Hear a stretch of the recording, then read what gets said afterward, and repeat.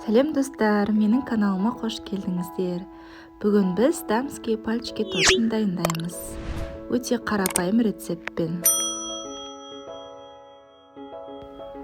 Кастрөлімізді газге қоямыз.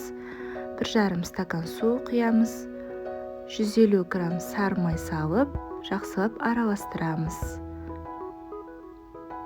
Одан кейін татымына қарай тұз қосамыз.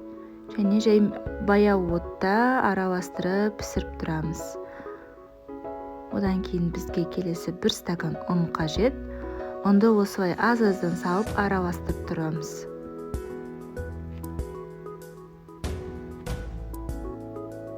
Осылай араластырып тұрамыз. Осылай қамырымыз дайын болады. Қамырымызды 5-10 минутқа суытып қоямыз. Одан кейін келесі жұмыртқамызды қосамыз. Бізге 6 жұмыртқа қажет достар. Әр жұмыртқаны салып, осылай араластырып тұрамыз. Осылай қамырымыз дайын болды. Және оны кондитерлік мешокқа саламыз.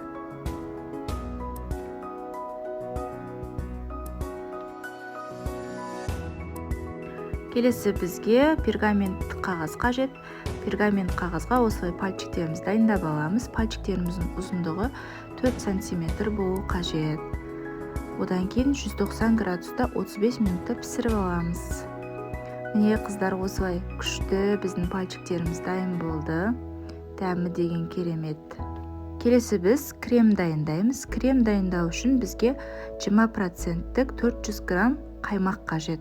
Қаймақ міндетті түрде холодильникте тұру қажет қыздар.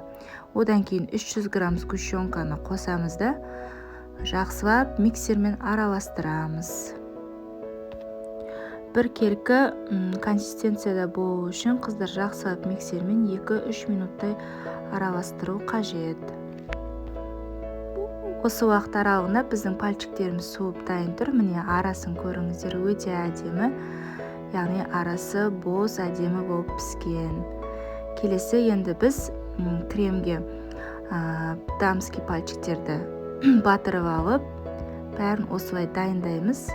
Дайындап болғаннан кейін 1 сағат морозильникке салып қоямыз. Сол кезде кремдері сіңіп өте әдемі болып тұрады.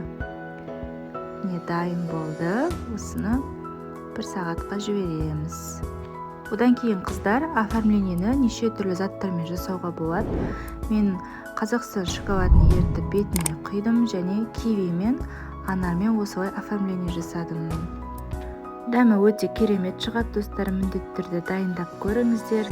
Менің каналыма жазылып, лайк басуды ұмытпаңыздар.